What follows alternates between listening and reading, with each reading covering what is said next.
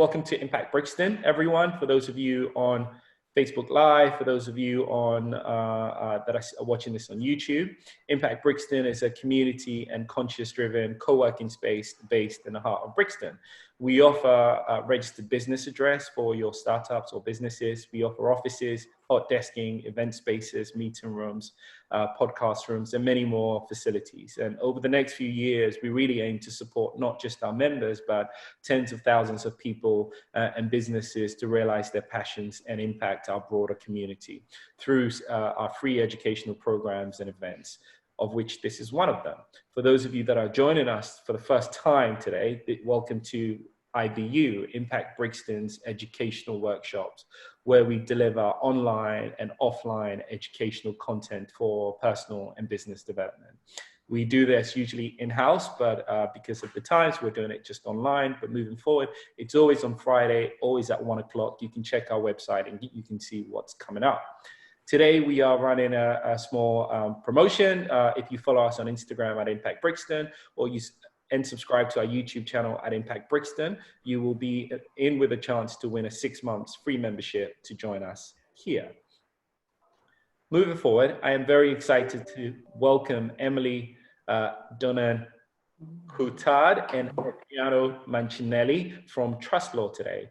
TrustLaw is a program of the Thomson Reuters Foundation. They're the charitable arm of Thomson Reuters, and they provide a global pro bono network which connects high-impact NGOs and social enterprises with the best law firms and corporate teams with free legal assistance.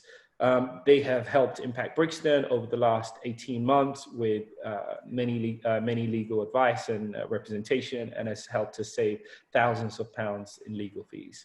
Today, they'll be covering a range of legal topics, including governance and risk management, contracts, employees and volunteers, data protection, insurance, and real estate. The webinar will give us all an opportunity to learn how to spot potential legal issues and assess the legal health of our companies and organizations during these difficult times, as well as provide us a way to access free advice from pro bono lawyers throughout their network. Without further ado, I would love to hand over to Adriano and Emily and say thank you for offering this service to us, and welcome. Hi everyone, welcome, and really great to be speaking with you all today. So thank you for joining us, and thanks very much to Gerald and to Lolly and to the team at Impact Brixton for having us. And so to introduce myself again, my name is Emily. I'm the Programme Officer for EMENA for TrustLaw, and I'm joined by Adriano Mancinelli, who is the Programme Manager for the UK and Northern Europe. Hello, everyone. Hi. So before we kick off, I'll just give you a quick overview of what we're going to cover today. So to begin, I'll start by telling you some more about who TrustLaw are and what we have been doing in recent months in response to COVID-19. And then my colleague Adriana will then spend some time going through the main part of the presentation, which we call our COVID-19 legal health check. And this part of the webinar, as Gerald said, has been designed to help you identify some of the key legal challenges that you or others may face due to the current context. I will then tell you some more about TrustLaw and how you can access free legal assistance through TrustLaw. So we've tried to make this webinar as interactive as possible. We've added a few polls, and although we're a bit limited in what we can do virtually, we'll try and answer any questions you have. And do feel free to contact us after this by emailing Adriana or I. Our contact details will be in the slides in the presentation later on.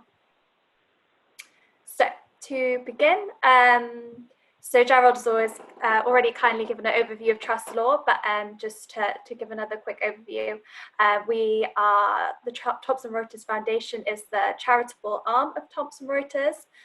We are an independent charity, and the mission of the foundation is to use the combined power of journalism and the law to build global awareness of critical issues faced by humanity, to inspire collective leadership and to help shape a prosperous world where no one is left behind.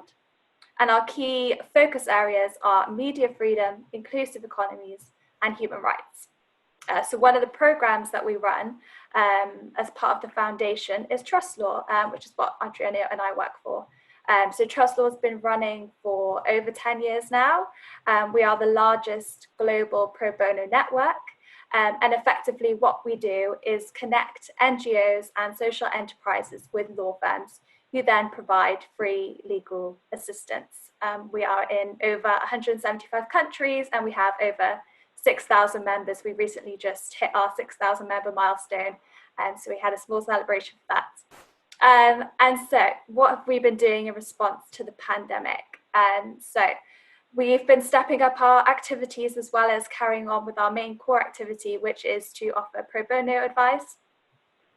So firstly, we've created a repository of resources on our COVID-19 microsite. Here you'll find a list of different legal resources produced by our members.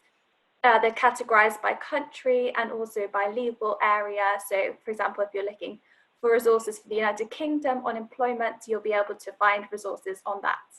And there's different explanatory videos, helpful fact sheets, and other types of resources. We've also been running a series of webinars with our legal and NGO partners. So we have now run over 30 webinars in over 20 countries. And during these webinars, our legal partners provide an overview of a certain area of law. So for example, employment law, and explain some of the legal implications of COVID-19. And finally, we have just recently produced our COVID-19 legal health check. And that will form the basis of the main part of this presentation today. And just to let you know that we will have a link to all these resources at the end of the presentation, and we can send them around to anyone who's interested in having those links. Yes, so as I said, here's our legal checklist that we've just recently created. So this document has been created to help organizations like yourselves identify your legal needs and to mitigate against the possibility of any future legal issues. So in the document, we cover key legal areas such as employment, intellectual property, governance, and underneath these areas, we have identified some key questions. So for example, in our employment section, we ask, do you have a sick leave policy? So this checklist has been written with COVID-19 in mind. So the questions very much relate to the legal implications of COVID-19. So this is where we move on to the workshop and the more exciting part of the webinar, which my colleague Adriana will be leading. But before I pass it on to him, we are going to ask you to complete a poll. So please can I ask that Lolly bring that poll up. Your responses will be anonymous, and it's just a first initial poll just to kind of get some questions live. So you should be able to see those questions on your screen now. If you could fill those in, and then we'll have a look at the results in a minute or two, and then I'll pass it over to Adriana.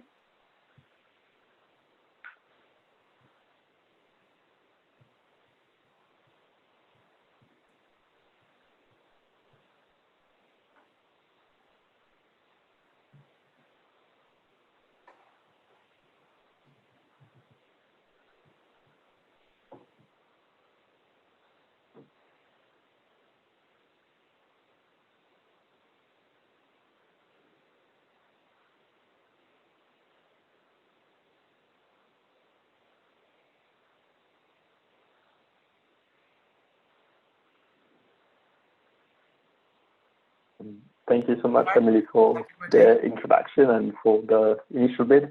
Lolly, feel free to stop the great. That's great. I'm just looking at the results now, and it's great to see that some of you know about TrustLaw. Not as great that you do find accessing legal advice difficult.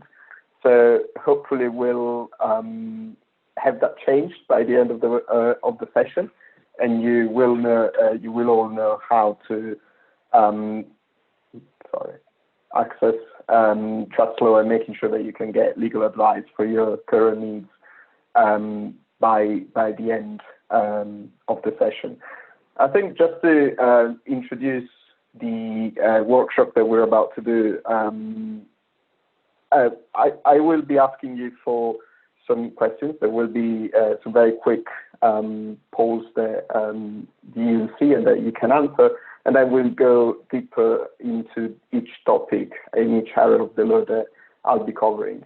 So I was very pleased to hear that a lot of you are here just to learn, and they don't know what they don't know, because I think that's really the point of this webinar. I'm not a lawyer. We shouldn't be getting legal advice from us, and that's not the point of the session. The session is really about understanding some of the issues that you might have, some of the priorities from a legal perspective that you might have, and understand how to address those and make sure that you can get legal advice through TrustLaw. So without further ado, move on to the first topic, and it's about governance and risk management. And Lolly, if you can launch the next poll, let's just give 30 seconds to respond to the initial question, which is, are you exploring new activities in response to COVID-19?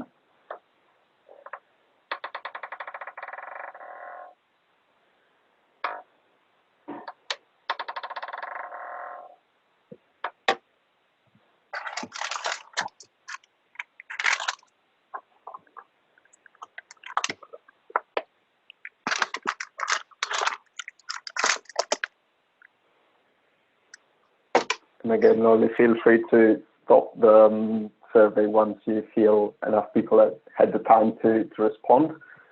Okay, great. So a vast majority of you are exploring new activities in response to COVID-19, and that is a very good point. And it's very common around social enterprises and charities, and a lot of the requests for legal support that we've received recently at TrustLaw are about that. So some key things to bear in mind and think about when you're doing that. So as a company, as a charity, you will all have governing documents that will specify what the mission of your organization and what the activities should be. So if you are thinking that you should be changing your activities in response to COVID-19, do you know whether do you need any updates done to the governing documents?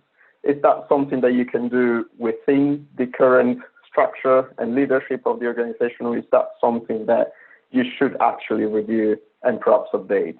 That is an important point, because it makes it's about your organization being able to operate within the law, making sure that you are still true to your governing documents. And a lawyer can help you have a look at what you have at the moment, understand whether you should be updating that.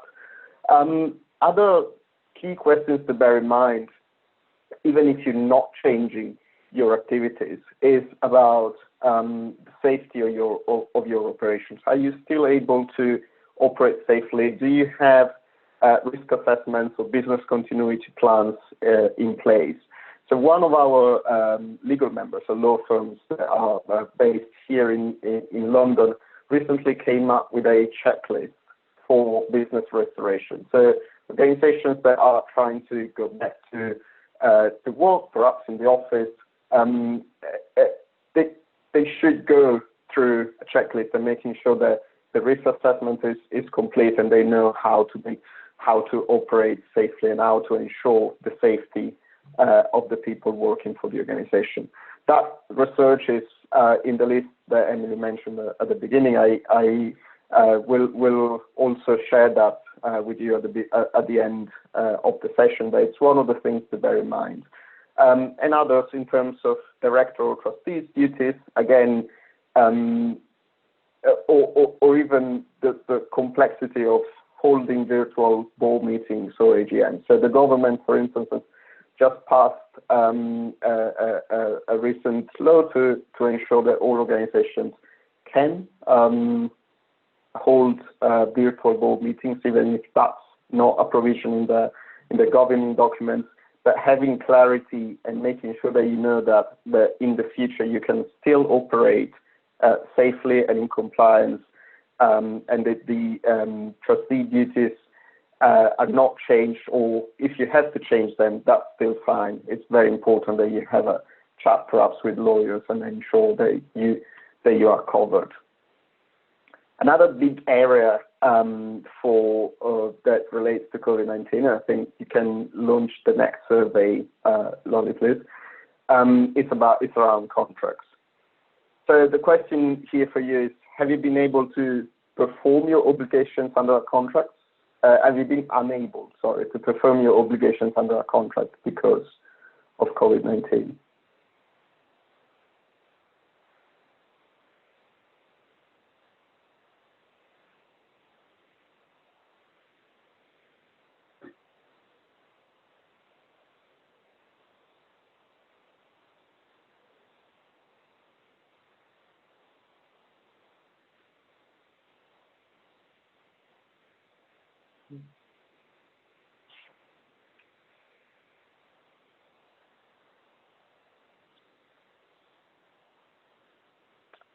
No, okay, that's great. It means that probably COVID-19 has not impacted your organization too much in terms of meeting obligations that you have under a contract or a funding agreement. But that again might be one of the things to bear in mind. And in many cases, your contracts will have will have clauses that are about frustration or force majeure, and making sure and that allow you to rediscuss or void a contract if you're unable to operate. And COVID-19 can be used as an excusation, but that doesn't mean that it's always true. And it's definitely important that you know your contractual obligations, your legal rights, depending on the contracts that you've entered. Understanding also what room for negotiations you have within the contracts that you've entered, and also making sure that in all the contracts that you enter from now on, where you are party, there are clauses that make sure that if something similar to COVID-19 happens in the future, or if there are new waves of the virus and the situation again arises where you might not be able to perform what's in the contract, that you have ways to get out of that without any penalties. Other things to bear in mind, of course, is that you might be on the other side of a contract. You might be the receiving end of a contract, and you want to make sure that you are protected in that sense as well. So looking at the other party's inability to perform under the contracts and obligation. And again, that is something that it's very simple to put together for a lawyer, but it's one of those things where really having a legal advice and understanding your options is crucial. And also something that I always think about when I do these webinar sessions is before joining TrustLaw, I co-founded a social enterprise. And I know that in many cases it's so easy to find a template of a contract online and use that because it's the easiest, quickest and cheapest solution. But that doesn't mean that the contracts that you find online and the templates are actually good ones. They might not be up to date with the latest regulations. They might not be protecting you effectively. So one thing to really bear in mind is have lawyers check the contracts that you enter, the ones that you have already, and the future ones. That really can help with your peace of mind, especially regarding to force majeure and other excusations if something like COVID-19 happens again. Another huge topic, it's about tax, finances and solvency. And the question for you here is, have you identified steps to mitigate possible financial losses?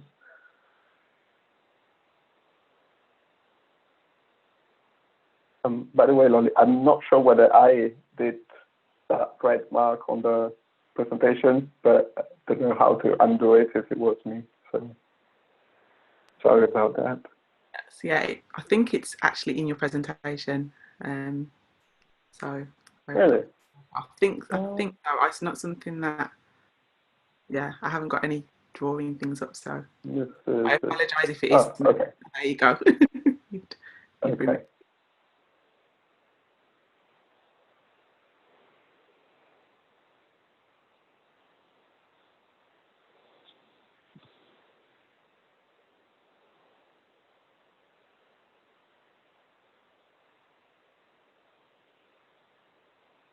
Okay, once again, the majority of you seems to be ahead of the game here. It's good that you've already identified steps to mitigate financial losses, but close to half actually haven't. And that is it's a very important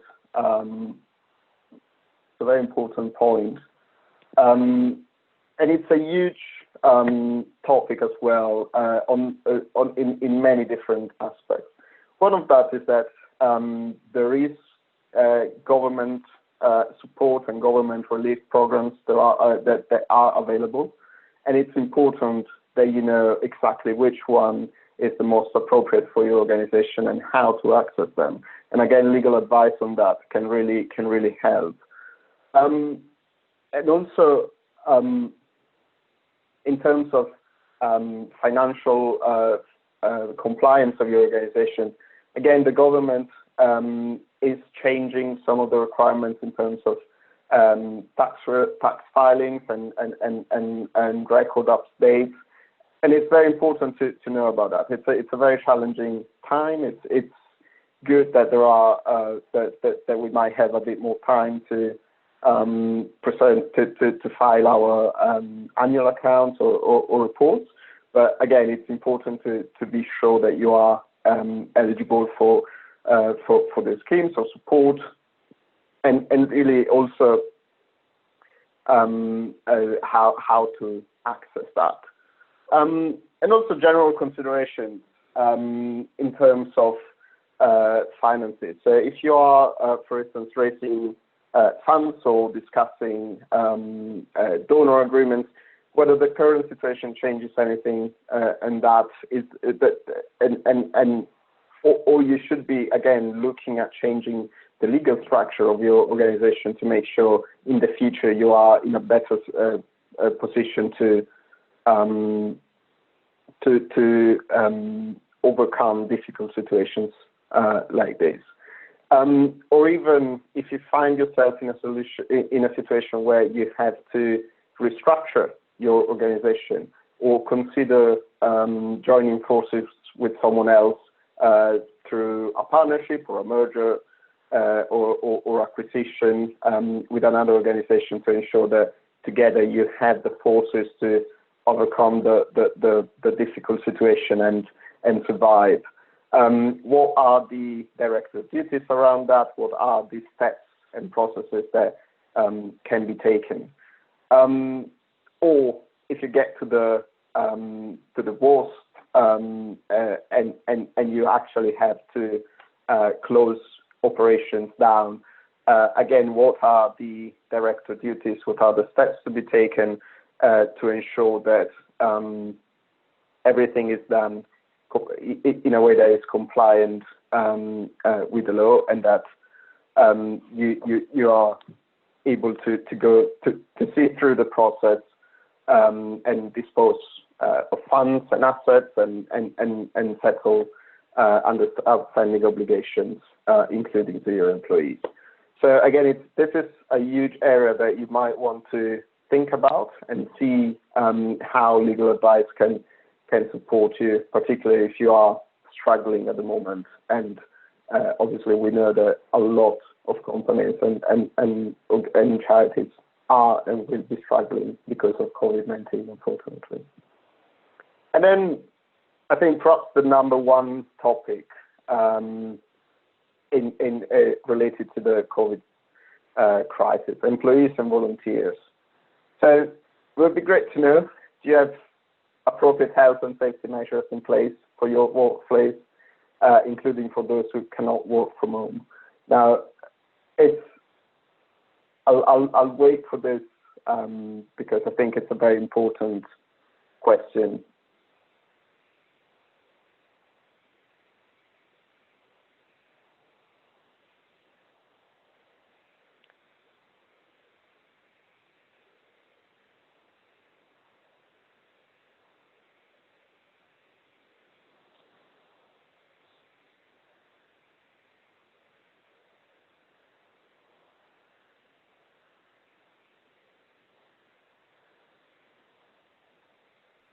Guys, just to let you know, all your answers are anonymous. I'm not sure, I know some of you are not voting, but all your answers are anonymous. We cannot see how you vote.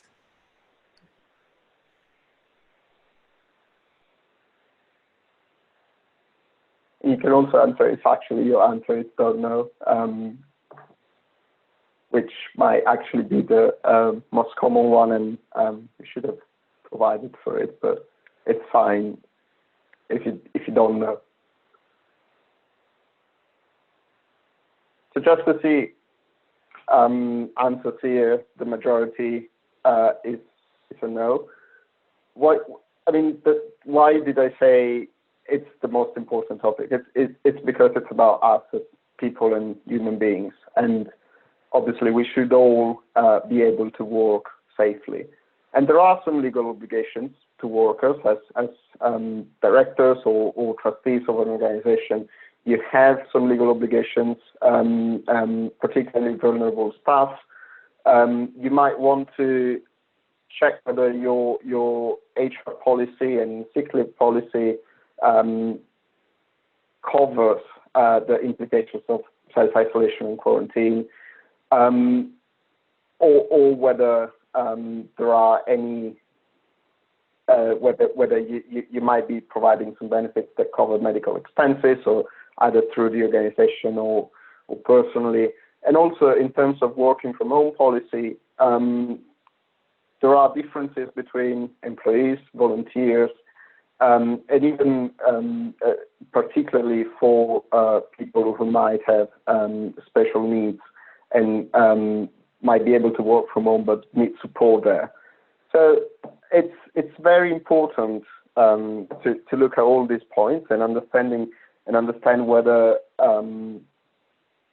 you are complying with the law, but also whether you are making sure first and foremost that your workplace is a safe and healthy environment, even if people are working from home.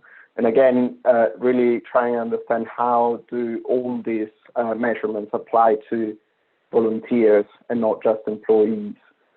And also, obviously, the UK government has put together a furlough scheme. Understanding how that works is also very important, how you can access it. And that is all questions that lawyers can help on. Another very important topic is around data protection and privacy. And the question here is whether you're considering or you are collecting or using personal information from your employees, potentially including health information.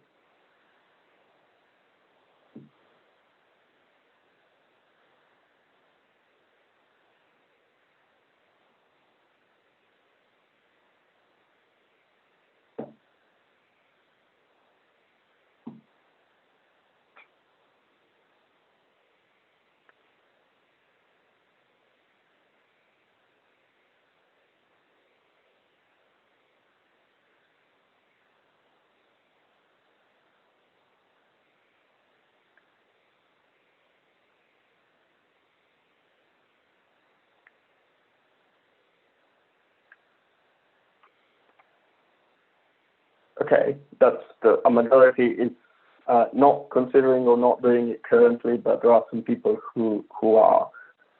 Why am I asking this question? It's because there's been a lot of talks about making sure that people can go back to the office, maybe screening temperatures and collecting data. That has huge implications in terms of data protection and privacy, and making sure that if you do that, and at the moment I would say don't. I've heard lawyers urge people not to do that unless there is any legal reason for doing that, because then you also need to have systems in places to store and collect that data in a safe and secure way, and that might also apply to other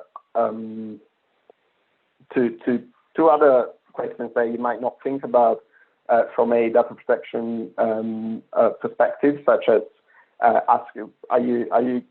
would you be asking your employees whether they had COVID-19 or similar health issues? That has implications, and it's very important that you have a chat with lawyers before doing any of that. Another point that we've had some questions around is that obviously working from home also means that there might be cybersecurity concerns, and the security that you have if people are working in one office through one connected server and computers. It's not the same if people bring their computers home and start sharing files, perhaps from personal computers. So having a policy around that, having a own devices policy for staff is very important and can really save you from serious headaches if something goes wrong. Then just moving on to the to the next one, to the next topic, which is real estate. And I know that obviously you're all part of Impact Brixton, so you might not be leasing or renting a property at the moment, but at the same time you might have other premises that you use for your business. I don't know, warehouses or public facing premises. So feel free to answer anyway. Yeah, Adriano, I think it's only about 30% of the people on here that are, maybe even less, that are part of Impact Brixton. So yeah, it's okay. A really good question. So even more relevant then. Yeah, it's actually much less. It's probably 20%. Yeah.